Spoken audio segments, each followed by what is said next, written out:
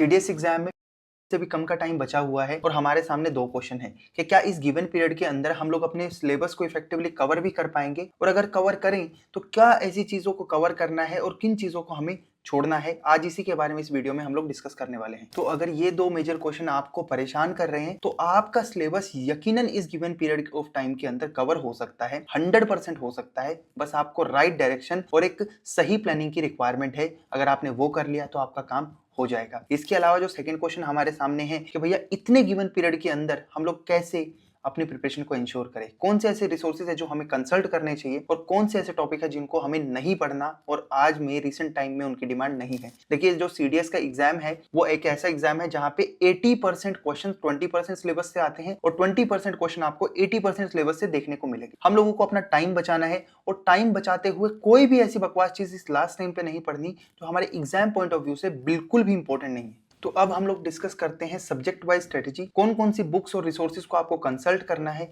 इसके अलावा मैं वीडियो के अंदर ये भी मेंशन करके बताऊंगा कि कौन से ऐसे फ्री सपोर्ट है जो मेरी साइड से आप लोगों को मिलने वाले हैं। साथ ही साथ में आपको फ्री रिसोर्सेज प्रैक्टिस के लिए भी मिल जाएंगे और कहां से आपको डाउनलोड करने हैं वो भी मेंशन करके बता देता हूं। तो चलिए अब शुरू करते हैं सब्जेक्ट वाइज इस पेपर को समझने की। सीडीएस एग्जाम में एंशिएंट, मॉडर्न और मेडिवल हिस्ट्री से बहुत सारे क्वेश्चन पूछे जाते हैं। साथ में आजकल तो कल्चर का जो पोर्शन है वहां से मिक्स करके क्वेश्चन हमारे सामने आ रहे हैं। तो प्रॉब्लम कैंडिडेट्स के साथ में ये है कि इतने सारे सिलेबस में से हमें क्या पढ़ना है और क्या छोड़ना, ये एक बहुत ही बड़ी समस्या है। एंशिएंट हिस्ट्री के लिए आपको सबसे पहले बेस बनाने के लिए थीम्स जो है उसकी बुक पढ़नी है। साथ ही साथ में फैक्चुअल डाटा के लिए या तो आप लूसेंट को कंसल्ट कर लीजिए या फिर आप तमिलनाडु बोर्ड की बुक को पढ़ सकते हैं। इसके अलावा मेडिवल हिस्ट्री के लिए भी थीम्स और साथ में तमिलनाडु बोर्ड या फिर लूसेंट कोई एक किताब, और मॉडर्न हिस्ट्री के लिए आपको स्पेक्ट्रम की समरी सेक्शन को कंसल्ट करना है। अब इतनी सारी किताबें मैंने जो आपको बता दी, समस्या ये होगी आपके लिए कि इतने सारे पेजेस, एक किताब के अंदर लगभग 120 पेजेस देखने को मिलेंगे और मार पीट के आपके सामने लगभग 600 पेजेस आकर के सामने गिर जाएंगे। अब आपको क्या पढ़ना है क्या छोड़ना है वही आपका टाइम में बचा देता हूं। देखिए, मैंने कुछ नोट्स बना करके आपके सामने रख दिए हैं जो कि इन पर्टिकुलर सेक्शन से क्वेश्चन जहां से आ सकते हैं। तो देखो, आपको करना क्या है, इन सारे नोट्स को अच्छे से पढ़ना है। मिलेंगे ये सारे के सारे नोट्स आपको टेलीग्राम चैनल के ऊपर फ्री ऑफ कॉस्ट है, लिंक आपको डिस्क्रिप्शन में दिया गया है। वहां से जाकर के आप आराम से डाउनलोड करिए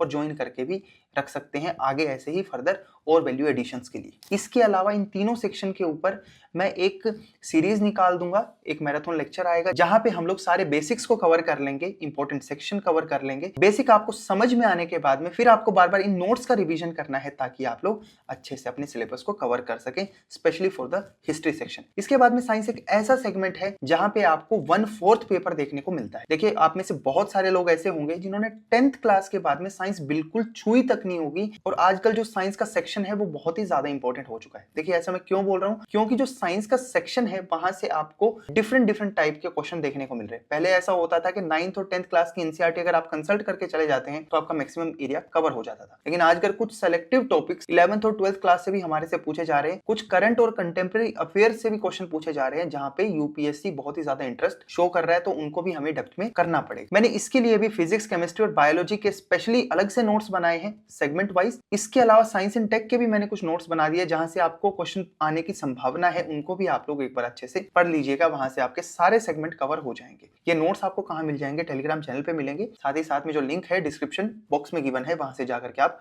डाउनलोड कर सकते हैं। और यदि नोट्स नहीं समझ में आते तो आपकी मैराथन लेक्चर्स हुआ करेंगे। मैराथन लेक्चर्स में आपको सारे बेसिक्स में समझा दूंगा। इसके बाद में आपको नोट्स को समझने में, पढ़ने में दिक्कत नहीं होगी। उसके बारे में भी आपको टेलीग्राम चैनल पे ही पता चलेगा। फिजिकल ज्योग्राफी के लिए 11th क्लास की एनसीईआरटी को कंसल्ट करो। सेम इंडियन ज्योग्राफी के लिए भी करना है, लेकिन कुछ सेक्शन ऐसे हैं जो कि छोटी क्लासेस से भी हमारे सिलेबस में पूछे जा सकते हैं। वहां से भी कुछ एक टॉपिक आपको ध्यान से करने हैं, तो उनको भी आप कैसे ढूंढोगे, नोट्स आपको कहां मिलेगा, टेलीग्राम चैनल के ऊपर, वो भी फ्री ऑफ कॉस्ट है, जाके डाउनलोड कर लेना। ह्यूमन और वर्ल्ड आजकल एक इंपॉर्टेंट सेक्शन बन के आ रहा है हमारे सिलेबस के अंदर, तो हमें 12th क्लास की एनसीईआरटी को बहुत ही डेप्थ में पढ़ना पड़ेगा क्योंकि वहां से बहुत सारे क्वेश्चन हमारे सिलेबस के अंदर देखने को मिलते हैं। साथ ही साथ में अगर आपको वर्ल्ड की ज्योग्राफी को समझना है, इंडिया के जियोपॉलिटिकल सिस्टम को समझना है, तो उसके लिए आपको मैप्स को कंसल्ट करना पड़ेगा। और मैप को देखने की आदत अगर आपको नहीं है तो जो प्रैक्टिकल मैप बेस्ड क्वेश्चन है उनको आप बिल्कुल भी सोल्व नहीं कर पाओगे, चाहे कितनी कोचिंग कर लो, कितनी ही ट्रेनिंग कर लो या कहीं पे भी घूम लो। पॉलिटी और कॉन्स्टिट्यूशन इस एग्जाम के पॉइंट ऑफ व्यू से बहुत ही एक इंपॉर्टेंट सेक्शन है। पॉलिटी के लिए आपको एम लक्ष्मीकांत को कंसल्ट करना चाहिए। पिछले कुछ टाइम से यूपीएससी ने इकोनॉमिक्स सेक्शन से बहुत सारे क्वेश्चन पूछने शुरू कर दिए हैं और इकोनॉमिक्स एक प्रैक्टिकल एप्लीकेशन बेस्ड सब्जेक्ट है। इस पर्टिकुलर सब्जेक्ट के कंसेप्ट को अगर आप डेप्थ में नहीं समझते तो आपके साथ में बहुत सारी दिक्कत होने वाली है। इसलिए मैं कह रहा हूं कि इसको अच्छे से पढ़ो। इसके लिए आप महाराष्ट्र या तमिलनाडु बोर्ड की किसी एक इकोनॉमिक्स की बुक को अच्छे से पढ़ सकते हैं। साथ में अगर आपको ज्यादा दिक्कत होती है और कुछ समझने और पढ़ने में समस्या आ रही है तो इसके लिए भी फ्री नोट्स आपको टेलीग्राम चैनल पे मिलेंगे, लिंक डिस्क्रिप्शन बॉक्स के अंदर की। आजकल बहुत सारे ऐसे स्टूडेंट हैं जिनको मूर्ख बनाया जा रहा है। There is a difference between self study and self mentoring. जब तक स्टडी में खुद को इन्वॉल्व नहीं करोगे तब तक आपको रिजल्ट बिल्कुल भी नहीं मिलेगा। और अगर आप लोगों को सही रिजल्ट चाहिए तो आपको खुद को तो स्टडी में इन्वॉल्व करना ही करना पड़ेगा। और जिस चीज को आप सेल्फ स्टडी बोल रहे हो वो होती है सेल्फ मेंटोरिंग। आपका एग्जाम आपके ही एफर्ट से निकलेगा। अगर आप लोगों को बार बार फेलियर का सामना करना पड़ता है और एनालिसिस में दिक्कत होती है और आपको चाहिए कि आपके लोगों के सपोर्ट में कुछ लोग खड़े हो जो आपकी प्रोफेशनली हेल्प करें, तो हम लोग आपके साथ में हैं। हम लोगों ने खुद इस एग्जाम को कहीं कहीं बाहर निकाला है, सेल्फ स्टडी के दम पे निकाला है, लेकिन उससे पहले हम लोगों को बेसिक कई तरह के फेलियर्स को देखना पड़ा। हम नहीं चाहते आप लोगों को देखना पड़े। उसके लिए आप लोग बैरक बडी के रिटन ट्रेनिंग प्रोग्राम 2 को ज्वाइन कर सकते हैं, जिसका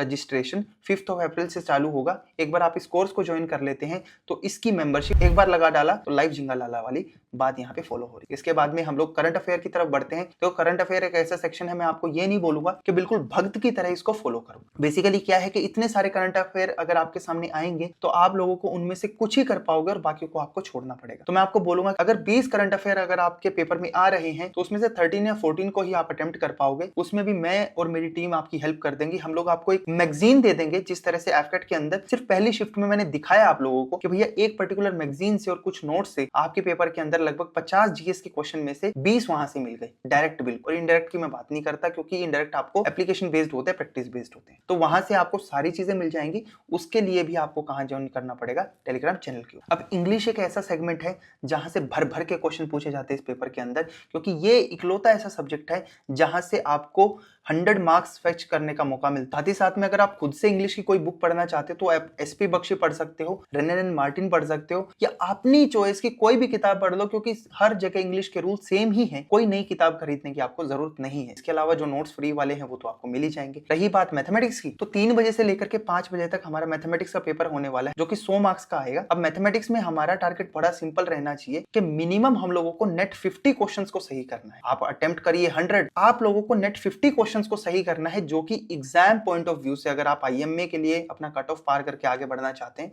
तो मिनिमम 50 तो यहाँ पे स्कोर करने ही करने। तो मैथमेटिक्स एक ऐसा सेक्शन है जिसका पेपर 3 बजे से लेकर के 5 बजे तक कंडक्ट किया जाता है। ये पर्टिकुलर पेपर 100 मार्क्स का होता है। तो मैं आपको क्लियरली बोलता हूं इस टाइम तक आप टायर्ड भी हो जाओगे, और टायर्ड होने की वजह से आई रिक्वेस्ट यू कि आपका टारगेट बड़ा क्लियर होना चाहिए कि आपको नेट 60 क्वेश्चंस को ठीक करना है, यानी 60 मार्क्स आप कोशिश करेंगे कि इस पेपर के अंदर स्कोर कीजिए। अगर आप 80 क्वेश्चंस को अटेम्प्ट करते हैं उसमें से नेट 60 ठीक कर लेते हैं तो आपका काम हो जाएगा। अब ये सारी चीजें और रिसोर्सेज आप लोगों ने कंसल्ट कर लिए, लेकिन आपको एक कहावत याद होगी कि जंगल में मोर नाचा किसने देखा, वो वाली बात हमें नहीं करनी है। देखो आप लोग एक चीज और ध्यान में रखना, जितना ज्यादा आप प्रैक्टिस करोगे उतना ज्यादा आपका लेवल आपके एग्जाम के लेवल के पास में जाएगा। साथ ही साथ में मैं आपको ये भी बोलता हूं कि कुछ फुल लेंथ पेपर्स को भी सॉल्व कर लेना, क्योंकि जब तक आप मेंटली रेडी नहीं होंगे इस 9-10 घंटे के एग्जाम को देने के लिए, तब तक आप लोग अच्छा परफॉर्म बिल्कुल भी नहीं कर पाओ। तो अब स्ट्रेटेजी पता चल गया आपको। अंत में बस इतना ही बोलूंगा कि सारे रिसोर्सेज फ्री ऑफ कॉस्ट आपके सामने अवेलेबल हैं टेलीग्राम चैनल के ऊपर, लिंक डिस्क्रिप्शन बॉक्स में गिवन है। सपोर्ट आपको करना पड़ेगा।